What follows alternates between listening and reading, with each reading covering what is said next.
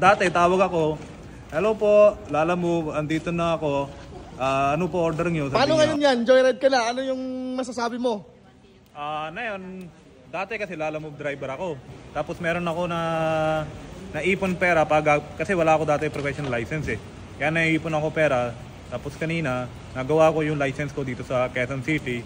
Tapos ngayon tinawagan ko yung mga kaibigan ko, sabi ko yung mga tumulong din sa akin para maggawa ng lisensya kasi ipon-ipon sila pera, binigyan nila pera sa akin.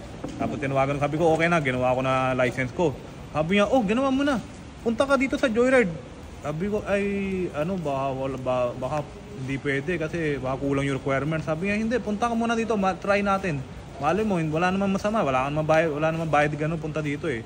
Kaya na yun, pagpunta ko dito, nausap ko si Sir JTB Humanitarian.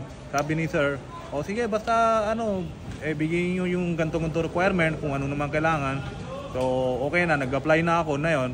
At 2 hours lang, may joyride na ako. Hindi ko inaasahan to eh. Bigla lang dating swerte, basta may pray sa Diyos. Sa tiyaga lang ako, tapos trabaho ko yung mabuti. Ayos naman yung tutulungan ka na ni Diyos. Basta mabuti lang lagi natin isip na. Dati tawag ako, hello po, Lalamove, andito na ako. Ano po order nyo? Sabi niya, hintay ka, ganito 10 minutes, tatali ka pa. Wala na ako gano-gano. Bukas, pagkuha na booking bukas umaga, customer na hintay sa akin, hello Kuya Rider, nasan ka na? Customer na hintay sa akin. Na ba dati, ako hintay sa customer. Ngayon, baligtad na. Customer na nga hintay sa akin.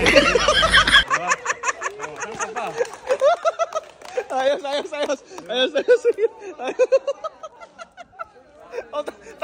Tama ka naman. Ngayon may natutunan ako.